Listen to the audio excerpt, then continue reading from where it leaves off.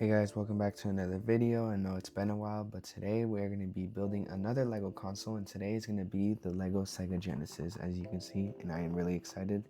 So let's get to talking about this. This set costs $40 US, and it is set number 40926. It has 479 pieces, and it is rated ages 12 and up. When I first got this LEGO set in the mail, I thought that it came damaged with all the scuffs on the top, on the bottom, and on the sides, but when looking into it more, as you can see, that it's actually just a part of the actual box. And I'm really glad that LEGO went with something different this time instead of just having the plain old black background and then just the image in the middle. And it definitely makes this feel more retro. On the front of the box, you can see two controllers connected to the console and then a Sonic game cartridge. On one side of the box, you can see the Sonic game cartridge that is on right here. On the other side, you can see the other two controllers, and then on the top of the box you can see the top angle from the Genesis, and then the two controllers and a 1x1 piece that is used in this set.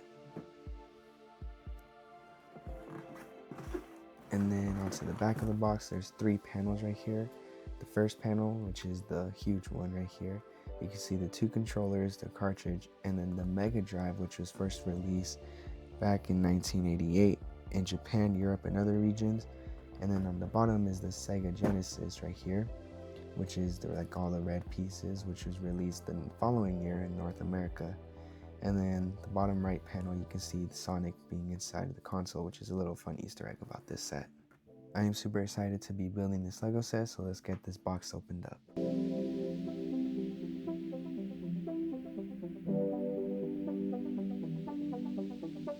Inside the box we have the sticker sheets right here, the instructions manual. We have bag 2,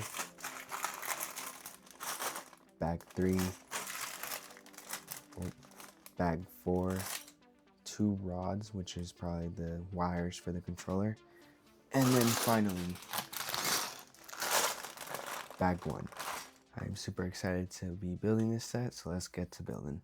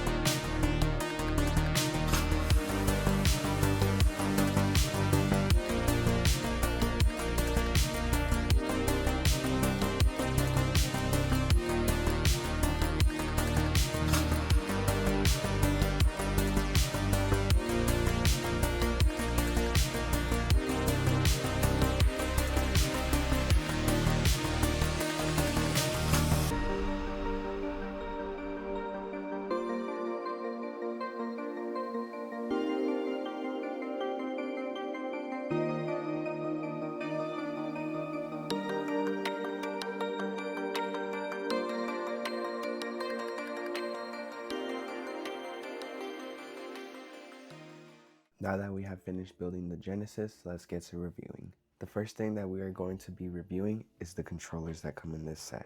The overall shape of the controller to me looks pretty identical to the real one. The only thing that I don't like is that this right here is just sticking out.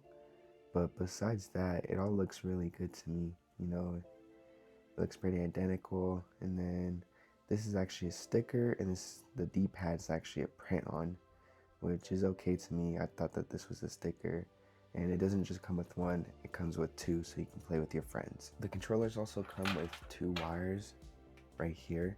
All you have to do is attach this little circle to the back of the controller, just like that, and then you can just attach this in here, and there you go, you can start playing. Now it's time to review the console. The console looks really good to me. On the front, you can get the headphone power jack right here, the 2 slots to connect your controllers, these two triangles for the on and off buttons and the volume, and then the gray reset button too. On the top you get the cartridges right here, which is just the Sonic 2 game. I wish it was a little bit bigger, but at the same time it still fits in here. Or that they should have made another game just how they did with the Game Boy, where it had 2 games that you could play. Now onto the back of the Genesis, you get these right here, which is probably just the AV inputs and then the power input as well. And then onto the side of the Genesis, you can get the air vent right here, which is pretty well done.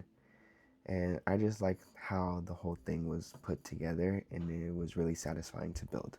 A little Easter egg that I enjoyed while building this is that you can just pop this off right here, which is pretty simple because it's not connected to anything. And on the inside you get a little Sonic build, which is really interesting to me when I was building this.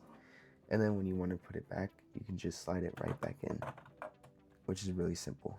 Another thing that I like about this Lego set is that when building the red pieces for the Genesis, it also gives you some extra pieces so you can put on for the Mega Drive, which is the white version right here, because you have the white version, and then on the actual console you have the red version, which is just to switch off and on for whichever console you want between the Sega and then the Mega Drive. Here's what the Mega Drive version looks like. The only thing that's different is just the color difference right now. The red buttons are gone and are swapped out for black. There's no more logo for the Sega Genesis. The power and the on button are also white instead of red. The 16-bit is now gold, and then this right here, the Mega Drive Sega stickers are put on instead of having the all black. Another thing is that when swapping out the pieces, these two right here are really easy to pop off because they're just on top. Also, these three where the Mega Drive Sega goes. The only thing that's kind of hard is just taking these pieces right here apart, because you have to like pop off a bunch of other pieces, and then it's just kind of hard, and then other pieces might fall off. But besides that, it's pretty easy just to get the other pieces back on to whatever version you would like. Another thing to point out is that when the set is finally finished and it is all done together, there are some smudges from your fingers that get stuck onto these pieces, like right here. You can see some right here, so you have to properly clean it if you don't want any of that put on to the pieces. But besides that, I really like the whole thing and the way it's just built and how satisfying it was to put all together. Another thing that I don't really like about this set is that when you're going to connect the controllers to the console, it's pretty easy to connect it, but the only thing that I don't like is this string, which is if I try to put the controller close to the set, it kind of just like pushes it out. Like if I put it right here, the string looks weird, or if I put it right here, it just pushes the controller back out. And I just really wish LEGO would fix this problem with the controllers being pushed out by the strings. But besides that, there's nothing really else wrong with it. I kind of found a way to let the controllers just stay without being pushed out, which is just basically just wrapping the cord around the controller so it can stay still. If you're looking for a retro cheap LEGO set and don't want to spend that much, I suggest this one. It's easy to build, you can do it under an hour, it's not that much time consuming, and it looks good in the end with the controllers, the console, just everything about it is perfect to me. Thank you guys for watching this video. I had fun building this console. I'm really happy I got my hands onto this, and I definitely recommend this to you guys if you're looking for something easy and simple to build. And let me know what other LEGO sets I should build in the future.